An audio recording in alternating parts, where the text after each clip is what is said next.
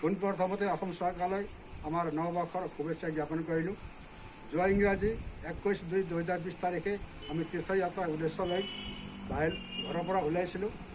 গোটেই তীৰ্থযাত্ৰাক সামৰি মাৰি যোৱা ইংৰাজী 21/3/2020 তাৰিখে দিল্লীলৈ আহি পালোঁ আৰু দিল্লীৰ পৰা গুৱাহাটীলৈ আমাৰ যি ৰেল সেৱা আছিলে সেইখন বাতিল হোৱাত আমি তেতিয়াৰ পৰাই দিল্লীতে আবদ্ধ হৈ থাকিব লগা হ'ল।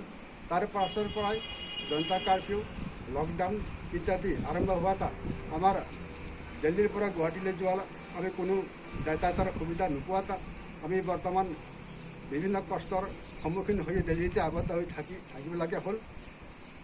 বৰ্তমান আমাৰ আৰ্থিক অৱস্থাও জুৰুলা হৈ পৰিছে।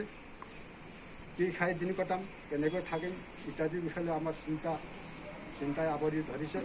গতিকে অসম চৰকাৰলৈ আমাৰ বিনম্ৰ নিবেদন যে অনতিপলমে আমাক দিল্লীৰ পৰা অসমলৈ ঘূৰাই নিয়াৰ ব্যৱস্থা কৰে যেন ইয়ে আমি অসম চৰকাৰলৈ হাৰ্দিক অনুৰোধ জনালোঁ।